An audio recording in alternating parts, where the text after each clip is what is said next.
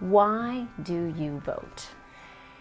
There are many reasons. I think that the simplest and the most sort of, well, part that I like to hang on to is that I can. That, you know, I don't think that we sort of take it for granted, but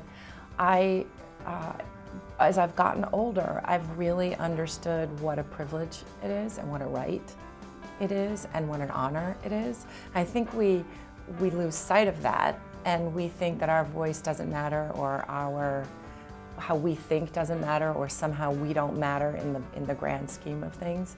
And I think it's important, and it's taken me until older to realize what a privilege it is. Do you feel differently as a mom? You know, becoming a mom made it important in a different way. But I think the real value of it is just coming into my own just as a person and as a human being who realized I had opinions and who realized that it wasn't just something that was bigger than I was, and that somehow I was relegated to not understanding it, or, you know, like balancing your checkbook or something like that. You sort of grow up thinking, oh, that's for grown-ups. Yeah. And I grew up in a house too where it was, my mother she voted obviously, but she didn't make a big deal out of it. It wasn't something that she talked about and wanted to discuss, and I think it came from a sense of insecurity on her part.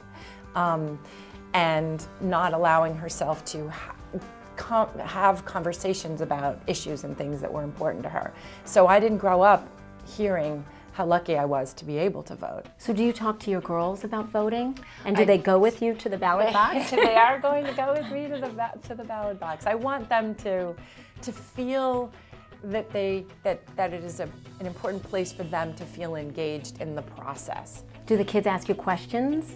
I mean, they do, and I don't have all the answers. That's well, I think that's the part that's scary to me, is that, you know, and plus, you know, I'm like, well, that makes sense, and that makes sense, and okay, I mean, you know, and I get so, for the longest time, because I didn't feel like I could debate, or I didn't feel that I was so vehement towards one side, that I just sort of went, okay, I'm not gonna say anything, because I'm not gonna matter. And so now when my kids ask, it's great to listen to my husband speak, because he has a very accessible way of explaining things and sort of educating all of us, all the women in his house. But do you think that's part of it, Brooke, where so many women might feel, intimidated is not the right word, but that they don't, I hear too many women that contribute to iVillage who are blogging and writing and are active, but they say, oh, no, I don't do politics. And I've remained rather reticent politically my whole life, just because of being such a public figure.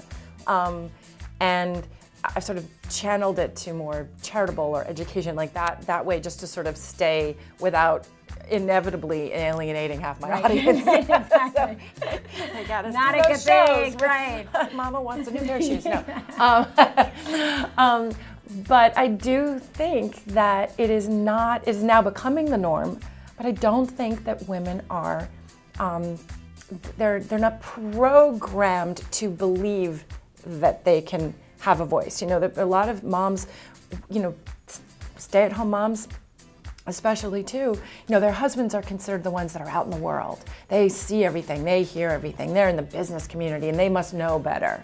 You know, and I think we're underestimated, and then through that underestimation, then we become more insecure. Finally, so to any woman out there, what's your message about why you think they should go out and vote? I think it is a privilege to vote. I think it's an honor to vote. I think that we have been wanting our voices heard for so long, and this is one way to guarantee that our voices will be heard. And if we lose that right, if we don't take advantage of it, then we lose our voice.